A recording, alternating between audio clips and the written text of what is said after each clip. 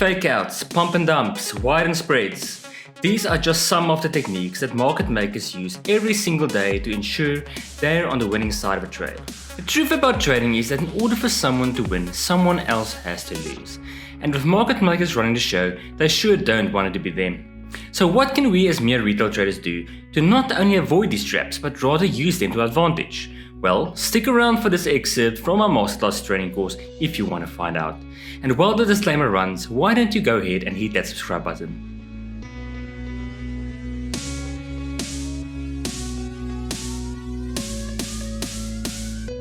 So keep in mind that market makers have lots of liquidity at their disposal. This means they have lots of cash to either buy the market up or sell the market down, especially on short timescales. Your market makers or liquidity providers are also in full control of the spread. So during volatile times in the market or whenever they'd like, they can increase or decrease spread. Keeping this in mind, they can use this to either trick traders into thinking the market is reacting in a certain way during high impact news events by using large scale buying or selling activity.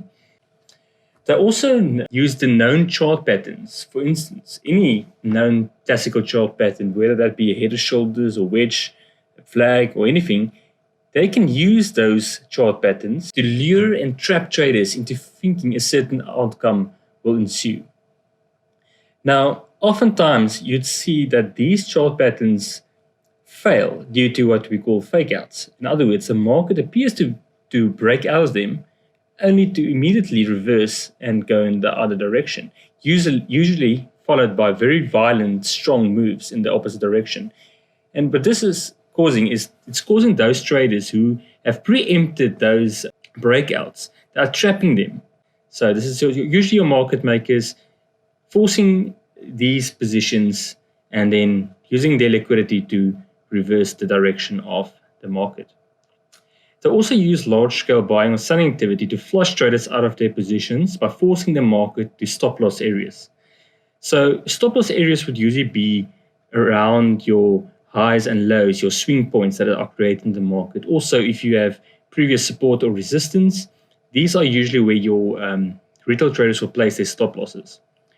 You can also look at your weekly highs and lows. So when the market is moving closer to these areas, your market makers can very easily use their liquidity and buy or sell the market, pushing it up or down to trigger these stop losses, forcing traders out of their trades. And if you think in terms of the terms such as pump and dump and dump and pump, what this means is that you'd oftentimes notice that before violent and strong moves in a certain direction, you'd usually see the opposite happening. So you see the market strongly moving up. In other words, we're calling that the pump. So the market's being pumped up, and then all of a sudden they're dumping, they're selling all of those positions.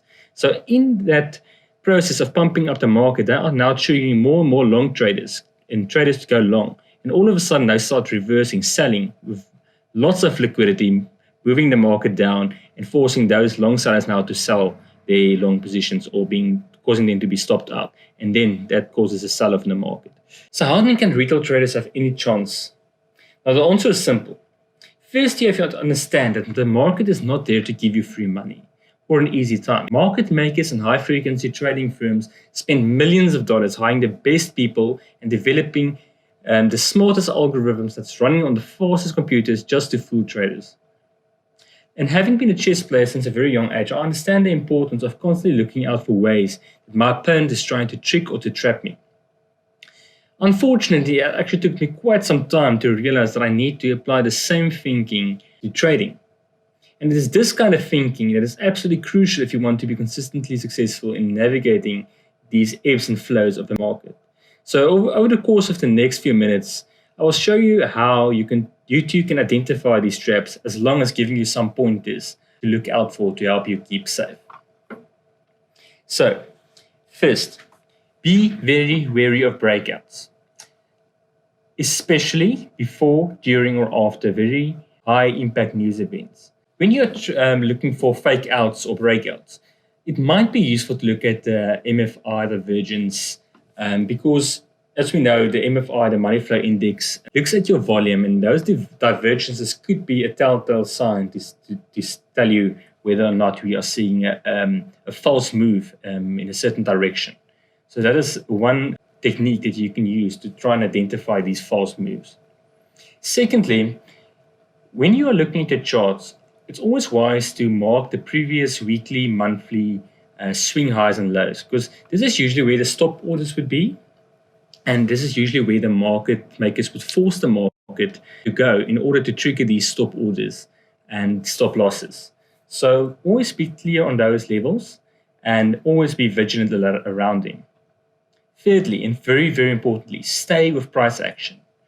Now, price action simply means stay with the trend and stay with where the price is going. So, for an example, if you use the 5 exponential moving average and you use that relative to something like the 21 exponential moving average, try and stay on the side of the 5 EMA relative to the 21 EMA.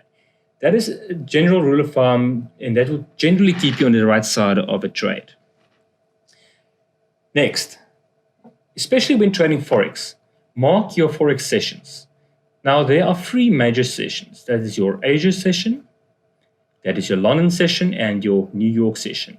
After that, so that will consist of a 24-hour period, and after that, we would start with the Asia session again, London and New York, and so forth. So, when looking at the Asia session, you'd usually be looking for consolidation, and the market would usually tend to form a range with in the Asia session, and then in the London section, you'd usually see a fake out or a breakout, or both. So that is usually the time to look for those traps as well, is at the start or very soon after the London session. Then when the New York session starts, we are usually looking at a reversal of direction again. So the market will tend to consolidate, then fake out or break out or fake out and then move in the opposite direction. And then when the New York session starts, we'd see another swing in the market. So that is just forming those waves, and that's why it's important to mark and understand your different trading sessions. Remember, this is an excerpt from our Masterclass series, which will be launched on our website on the 1st of July. So if you are interested to see more content like this, please make sure to subscribe and remember to hit the notification icon so you don't miss any of our new content. Also, if you really enjoyed this video, please head over to our website and open your account today. We will be making the entire Masterclass training course available free of charge to all active account members of RMDTRADER. Why? Because we believe that in order for us to succeed, you need to succeed. So please keep a lookout as we will be publishing our weekly market overview videos every Monday morning at 7 o'clock sharp.